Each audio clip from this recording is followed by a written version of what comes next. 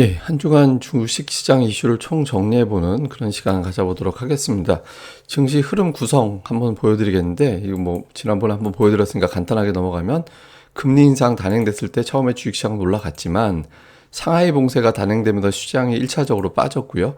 그 이후에 금리 인상 폭이 커질 거냐, 금리 인상에 따라서 경기 침체가 초래될 거냐, 이것 때문에 이제 시장이 또 한바탕 더 빠졌었고, 그 다음에 이제 빅테크주, 그다음에 코인 이런 투매가 발생하면서 또 고전을 했고, 그다음에 이제 지난주 같은 경우는 기업 실적, 그러니까 뭐 하루에 한 종목씩 하드캐리하는 종목들이 나왔죠. 그러니까 지난주 같은 경우는 타겟이라는 종목이 주간에 29% 거의 30%나 폭락을 하는 그런 움직임이 나왔거든요. 그래서 전체적으로 보면 시장이 봉쇄에 대한 우려, 경기 침체에 대한 걱정, 기업들의 실적까지 연결이 되는 상황, 이런 것들이 이제 전체적으로 시장 분위기를 좀 불안하게 만드는 그런 상황이 이어졌다, 이렇게 볼 수 있겠습니다.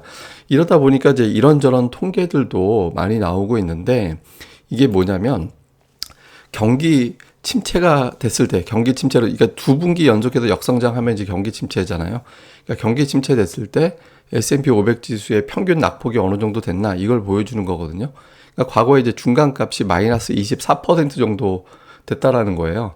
그러니까 지금 대략적으로 한 20% 빠졌으니까 더 빠질 수도 있겠네. 근데 심하게 빠질 때는 반토막 난 적도 있었으니까, 그러니까 투자자들이 이런 통계를 찾아보고 있다라는 것 자체가 조금 걱정스럽다, 이렇게 볼 수 있는 거고, 또 하나는 이제 매니저들한테 설문을 좀 해봤더니 기업 실적이 향후에 좋아질까요? 하여튼 뭐 이런 거예요. 한마디로 쉽게 얘기하면. 그러니까 물어봤더니 대부분 다 이제 부정적으로 이야기를 했다라는 거고, 부정적으로 답변했던 어떤 비율을 살펴봤더니 뭐 이제 예전에 뭐 98년도 아시아 금융위기 때, 다음에 2000년도, 2001년도에 보면 IT 버블 때 금융위기, 다음에 코로나 때, 이때 수준으로 나빠졌다라는 겁니다. 그러니까 상당히 기업 실적에 대한 신뢰도가 낮아졌다라는 거죠. 그러다 보니까 현금 비중을 높여서 지금 현금 비중은 9.11 테러 때 이후에 가장 높은 수준의 현금 비중을 가지고 있다더라. 그러니까 말 바꾸면 그만큼 매도가 나왔다라는 거죠. 그러니까 쏟아지는 재료에 대해서 투자자들이 걱정을 하고, 경기 침체, 기업들의 실적에 대한 걱정,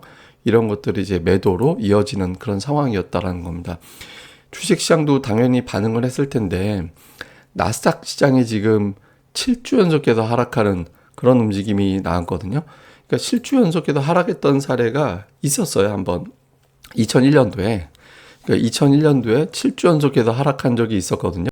그런데 8주 연속 하락은 아직은 없었습니다. 그러니까 이 데이터에 의하면 뭐 8주 연속은 없었으니까 이제 돌아오는 주에는 좀 올라가지 않을까, 이런 기대감은 좀 있겠죠. 근데 어쨌든 7주 연속에서 하락할 정도로 시장의 어떤 저점 매수 가동이 안 되고 매도는 지속적으로 이어졌다더라. 근데 이제 또 하나 통계가 LPL 파이낸셜인가, 거기서 나온 데이터가 뭐가 있냐면, 이제 S&P 500 기준으로 역대 이제 2차 대전 이후의 약세장, 그러니까 20% 이상을 베어마켓이라고 하잖아요.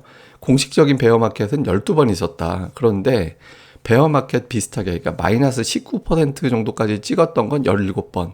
5번은 뭐냐면 마이너스 20%까지 갔다가 그 근처에서 반등했다라는 거예요. 그거는. 그러니까 한 5번 정도 사례는 베어마켓 정도 갔다 싶으면 이제 저점 매수가 가동된 적이 있었는데, 지금이 이제 거의 그 정도 됐으니까 이 정도에서 반등이 나오지 않을까, 이런 기대감도 있거든요. 그러니까 두 가지 통계가 8주 연속 하락은 없었다 하나, 베어마켓 근처에서 올라온 사례가 몇 번 있었다, 이런 것들이 또 나오는 자리라서 돌아오는 주에 반전이 나올 거냐, 이것도 이제 하나의 어떤 관전 포인트가 되겠죠, 사례에 의하면. 예, 그리고 이제 주요 지표들을 좀 보면 달러 인덱스입니다. 달러화는 105까지 올라갔다가 이제 지난주에 빠졌고, 주말에 좀 올라오긴 했지만 이제 103. 예, 그러니까 달러 인덱스가 좀 주춤하는 그런 모습을 보이고 있고요. 그러니까 달러화가 계속 강세를 보인다라는 거는 사람들이 돈을 일단 이제 자꾸 이제 현금을 갖고 있는 게 오히려 낫다, 투자하는 거 다 팔자, 그러니까 이런 정서가 나오고 있다라는 거잖아요. 그러니까 이런 거에서는 조금 벗어났나? 그러니까 이렇게 이제 해석이 될 수 있는 거고, 또 하나는 이제 국제유가인데, 국제유가 이제 3월에 그 130달러 돌파하고 나서는 딱 봐도 박스권이죠. 그러니까 좁게 보면 100에서 110, 넓게 보면 95에서 115, 이렇게 이제 박스권에 있거든요. 그래서 요 흐름이 계속해서 이어지는지 여부가 이제 상당히 좀 중요하고요. 그 다음에 이제 채권 금리인데, 채권 금리가 지금 하락하고 있거든요. 그러니까 채권 매도하다가 이제 채권을 매수하기 시작했다라는 건데, 이거는 좀 의미가 여러 가지가 있습니다. 나쁘게 보면 경기 침체 때문에 이제 채권 금리까지 하락하는 거다 이런 시각이 있고요. 또 다른 시각에서는 이제 인플레이션이 좀 꺾인 건가? 그러니까 인플레이션이 꺾여서 채권 금리가 안정되기 시작하는 건가? 이런 시각이 있거든요. 이게 이제 국제유가하고 미국이 이제 10년물 금리 추이하고 비교해 본 건데 방향이 좀 비슷하게 가잖아요. 그래서 금리가 이렇게 꺾여서 내려오고 있다라는 거는 인플레이션 정점이 지나간 거 아닌가? 그러니까 이런 어떤 분석도 나올 수도 있습니다. 그러니까 이게 이제 말씀드린 대로 두 가지가 다 있기 때문에 만약에 이제 이거를 인플레이션 정점으로 해석을 한다라면 주식시장이 좀 숨통이 트일 거고 경기 침체로 해석을 해버린다라면 이전에 없었던 하락이 나올 수 있겠죠. 8주 연속 하락하는 상황도. 그래서 돌아오는 주를 보면 이 지표에 대한 해석은 뭐다라고 우리가 딱 단정이 될 수도 있을 것 같습니다. 다음에 이제 차트. 예, 이제 나스닥 시장은 지난주에 일단 지금 120주선 깨고 나서 지난주에도 이제 돌리지는 못했는데 제가 11,300, 뭐 아주 억지로 이제 차트 디테일하게 보면 11,100까지도 봐도 되긴 하는데 일단 저는 11,300이 되게 중요한 위치라고 보거든요. 어쨌든 11,300은 버텨냈죠. 근데 이번 주에 돌아오는 주에 이제 양봉으로 돌리지 못하면 이제 시장은 여기서 되게 심각하게 빠지는 그런 상황이 나올 수도 있다. 이런 걱정이 될 수도 있죠. 아슬아슬하고요. 필라델피아 반도체 지수는 아직은 잘 버팁니다. 그러니까 120주 선에서 버티면서 꼬리 달고 올라가서 지수보다는 반도체 지수가 조금 더 나은 그런 추세를 보이고 있긴 하거든요. 그래서 요 구도 돌아오는 주에 필라델피아 반도체 지수는 이게 굳건하고 돌아서고 다음에 이제 나스닥 시장은 플러스로 돌리고 요런 흐름이 나오는지 요게 중요한 포인트 중에 하나인 것 같습니다. 그 다음에 이제 우리나라 쪽으로 넘어와서 원달러 환율이거든요. 이거는 이제 삼성전자 주가인데 제가 이제 계속 달러 차트에서 삼성전자 좀 봐야 된다라고 말씀을 드린 게 있잖아요. 삼성전자 달러 차트에서 계속 버티고 있죠. 예, 버티고 급기야는 지금 양봉으로 돌리면서 달러 기준으로 볼 때 5주선을 넘어가는 모습이 나왔거든요. 삼성전자가 양봉으로 5주선 넘어간 거는 올해 들어 처음이에요.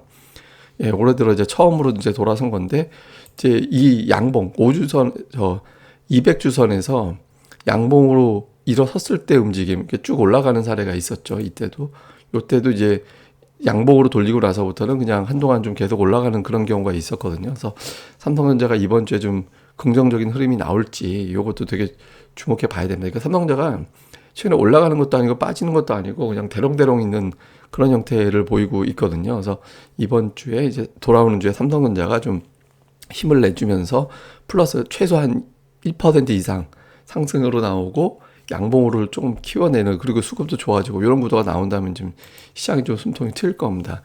그 다음에 이제 그런 환경이 되기 위해서는 이제 원달러 환율이 되게 중요하죠. 그러니까 원달러 환율을 제가 쭉 거드렸는데 딱 봐도 1,300원에서 제가 거놨고 1,300원을 돌파한 사례는 3번 있었잖아요.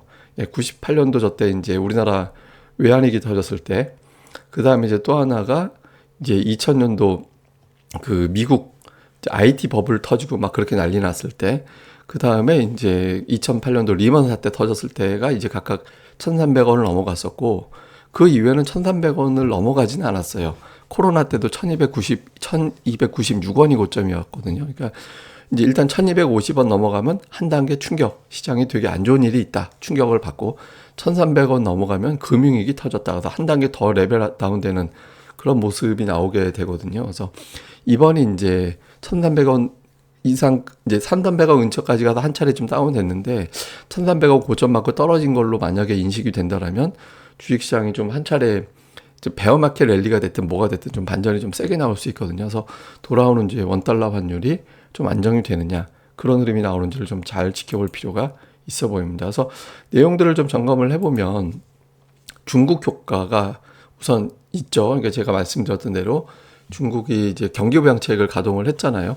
물론 이제 이게 우리나라 이제 바이든 방문 이후에 이제 정치 외교적인 어떤 충돌이 또 어떻게 영향을 줄지 뭐 이런 것들 충돌로 갈지 이것도 좀 관찰을 해야 되지만 일단 보여지는 현상만 놓고 볼 때 중국의 봉쇄 완화, 경기 부양 이게 이제 미증시까지 과연 끌어올릴 수 있을 거냐 이제 그런 거. 그러니까 사실 지금 미증시가 엄청나게 올라가지 않아도 돼요.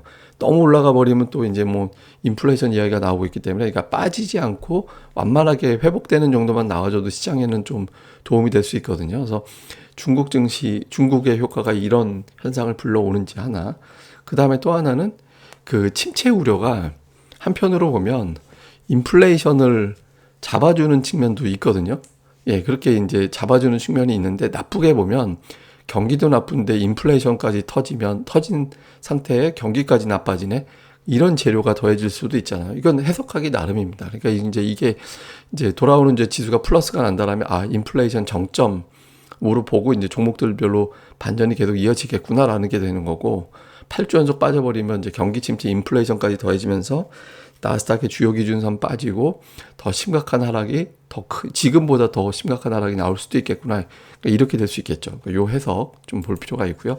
그 다음에 이제 제일 중요한 거 저는 이번 주에 하나의 지표만 보라고 하면 돌아오는 이제 달러 인덱스를 봐야 된다 이렇게 보는데 올해 들어서 2주 연속해서 달러 인덱스가 빠진 적이 없거든요. 일단 한 주 빠졌고 돌아오는 주에 빠지면 투자들은 이제 현금화 하던 국면에서 지나가서 조금씩 뭔가에 투자를 하기 시작하는구나.